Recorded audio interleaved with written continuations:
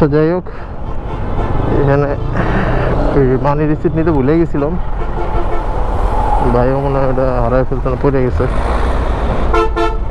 আচ্ছা, তো যাই হোক, আমি আমার আগের ভিডিওতে বলছিলাম আসলে লিফানের সার্ভিস ভালো, বাট ওনাদের হচ্ছে পার্টসের যে অ্যাভেলিটিটা অ্যাভেলেবল না আর কি, মানে পার্টসটা অ্যাভেলেবল থাকে না।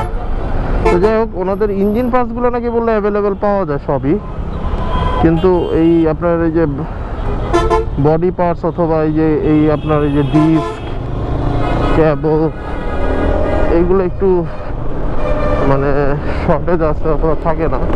তো আমারে বললো হচ্ছে যে জানুয়ারি থেকে নাকি এগুলো সব অ্যাভেলেবল হবে, জানুয়ারি ফেব্রুয়ারির মধ্যে আবার সব আগের মতন পাওয়া যাবে।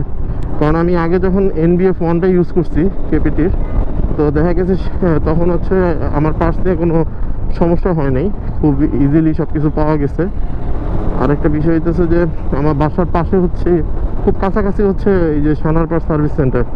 তো এই জন্য আমার জন্য খুব ইজি হইতো যে কোনো সময় হচ্ছে পার্টস লাগানো অথবা সার্ভিস করা, মানে কোনো প্রকার হ্যাসেল নেওয়া লাগতো না। রিসেন্টলি আমি যখন এই যে 4Bটা ইউজ করতেছি, তখন আমি আসলে আইসা আর কি দেখলাম যে না, আগের মতন ওরকম পার্টস পাওয়া যায় না। বাট এইটা একটা বিষয় হচ্ছে যে আগে হচ্ছে আফটার মার্কেট প্রোডাক্ট পাওয়া যেত না অথবা ওরকম অ্যাভেলেবল ছিল না, কিন্তু এখন আবার হচ্ছে লিফানের সব আফটার মার্কেট প্রোডাক্ট, মানে আফটার মার্কেটে পার্টস পাওয়া যায়। যার কারণে হয়েছে কি, ধরেন আপনি যখন সার্ভিস সেন্টারে পাবেন না, বাট আপনি বাইরের মার্কেটে ঠিকই পাবেন। তো এখানে অনেকগুলো শপ আছে যারা হচ্ছে আপনার এই আফটার মার্কেটে এই পার্টসগুলো পাওয়া যায়।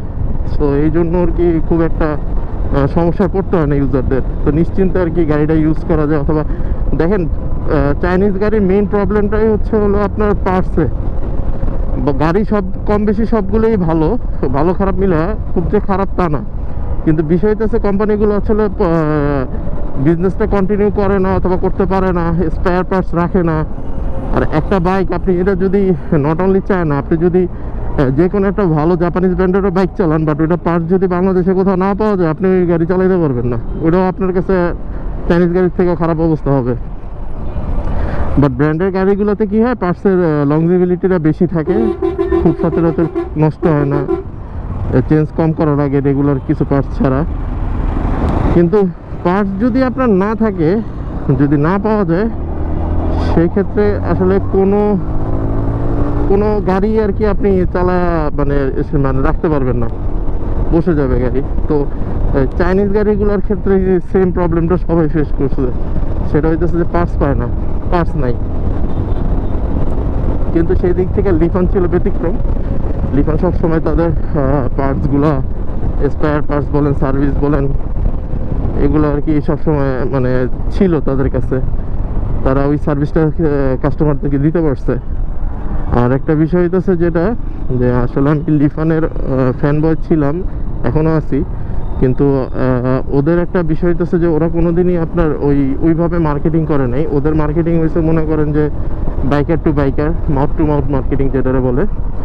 যার কারণে মনে করেন যে ওদের একটা ফ্যান বেজ আছে, খুব স্ট্রং ফ্যান বেজ, যারা আসলে লিফানই হচ্ছে বাংলাদেশের চাইনিজ বাইকের আসলে থিমটা চেঞ্জ করে দিছিল এই পার্টস আর সার্ভিস দিয়ে।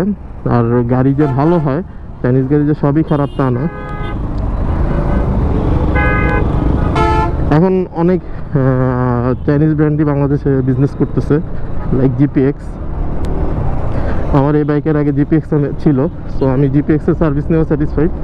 ওদের কাছে পার্টস অ্যাভেলেবেল ছিল, বাট পার্টসের প্রাইসগুলো একটু হাই। সো এই বাইকগুলো আসলে মেনটেন করা লাগে, যে আপনি কি না ফালায় রাখবেন, 10-15 হাজার কিলো পর্যায়ে পর্যন্ত চলবে আর কি, এরকম না। এটা আপনারা মেনটেন করতে হবে। আপনি যদি মেনটেন করে রাখতে পারেন, এই গাড়ি অনায়াসে আপনার বেস্ট পারফরমেন্স দিবে। আর আরেকটা বিষয় হইতেছে, আপনি লিফানের এখন বাংলাদেশে কোনো মানে আমার জানা মতে নাই, নিউ বাইক নাই। আমি এখন যেই মানে আমার পরিচিত ভাইয়ের কাছে যাচ্ছি, উনি হচ্ছে ওনার লিফান কেপিটি ব্ল্যাক কালারটা কিনছিল ঝিনাইদহ থেকে, ওইটাই লাস্ট পিচ ছিল বাংলাদেশে ব্ল্যাক কালার বাইক। এখন মনে আরও দুইটা আছে, গ্রিন না ইয়েলো কালার, ওইটা ব্ল্যাক নাই, black totally out of market, out of মানে নাই, এর স্টক নাই, কোথাও নাই।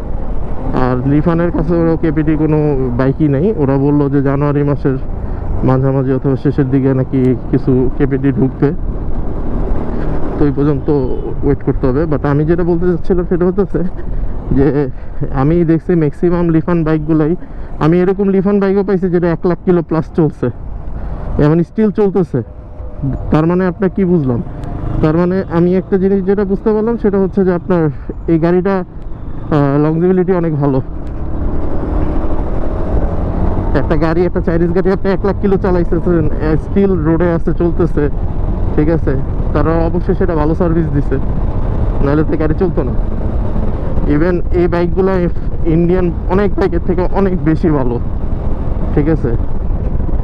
এই প্রাইজের মধ্যে ওরা আপনারা যা দিচ্ছে, এটা যদি কোনো মানে এটাও তো অফিসিয়াল বাইক, লিফানো তো একটা অফিসিয়াল বাইক, এটা যদি বাংলাদেশে অন্য কোনো একটা অফিসিয়াল বাইক অথবা অফিসিয়াল ব্র্যান্ড যদি এই সেম এই কনফিগারেশনগুলো প্রোভাইড করতো, তাহলে দেখা গেছে বাইকটার দাম থাকতো 4 লাখ 4.5 লাখ টাকা। সেখানে এই কেপিটি লাস্ট সেল হয়েছিল 2,85,000 টাকা। তো আপনি বুঝতে হবে যে এই প্রাইজের মধ্যে বেস্ট পারফরমেন্স, বেস্ট কনফিগারেশন কিন্তু পাচ্ছেন আপনারা। একটা টুরিং বাইক, একটা ওয়াটার কুলড ইঞ্জিনের বাইক, একটা 4B বাইক আপনারা মাত্র 2,85,000 টাকায় দিতেছে, ডুয়েল চ্যানেল ABS সহ। যেখানে বাংলাদেশের এয়ার কুল বাইকগুলোই বিক্রি করতেছে হচ্ছে আপনার 2,80,85।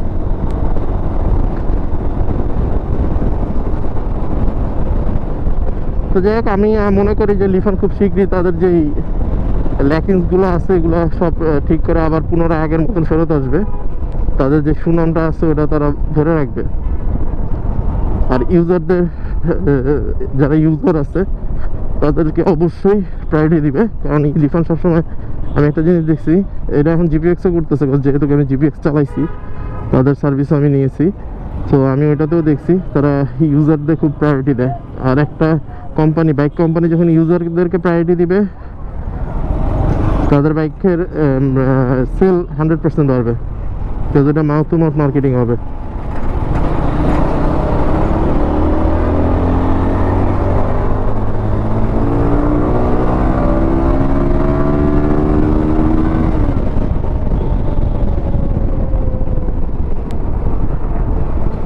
আমি এখন হচ্ছে আছি ধোলাইপাড়। ওকে।